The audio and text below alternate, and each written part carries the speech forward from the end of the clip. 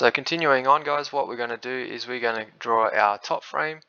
As you can see, it's here. We've got a series of holes in it,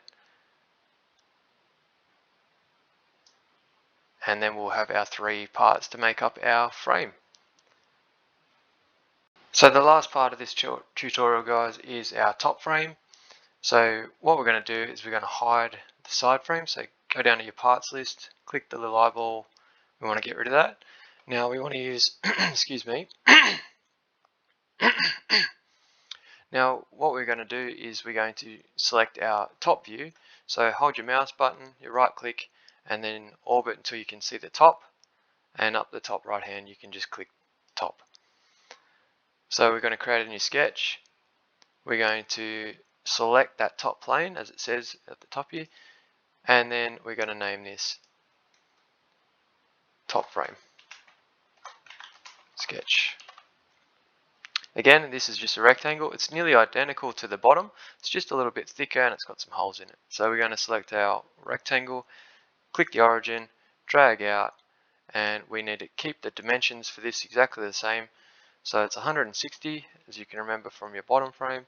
Hit enter, and then the width was 32. Now the next stage for this is we actually need to draw a series of holes or circles in the center here. To do this, we're going to select our line tool, change that to construction. As before, hover above the line so you can see that little center point, click and drag, and we're going to go all the way to the other side. The next stage is we're actually just going to paste out a series of holes, and we can do that pretty simply by using a linear pattern. So to start with, we're going to just select our line tool, change that to construction, click our center point of that line, drag it out, and we want to put this line 20 millimeters out from the end. Once we're there, we're going to draw a series of circles. So to do that, we're going to select a center point circle. I can zoom in so you can see it. Click the little dot we've just drawn, and we're going to change that to 6.5. So just type in 6.5 and click enter on your keyboard. And now we don't need to draw that multiple times. We can just use a thing called a linear pattern. So up here, we're going to select that button. We're going to click our circle, and it comes up with a series of instructions or inputs. What we're going to do is change those variables. So 25 millimeters is a distance between. We want to change that so it's 20.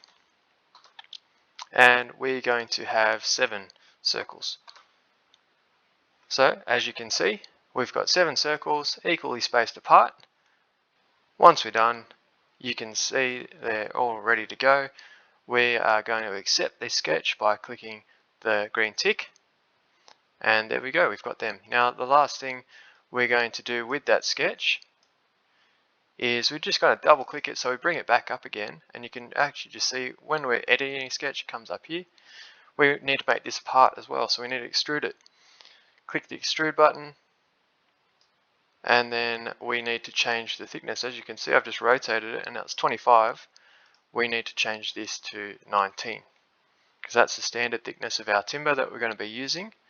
So hit enter, and then we can change this. So this is our top frame extrude.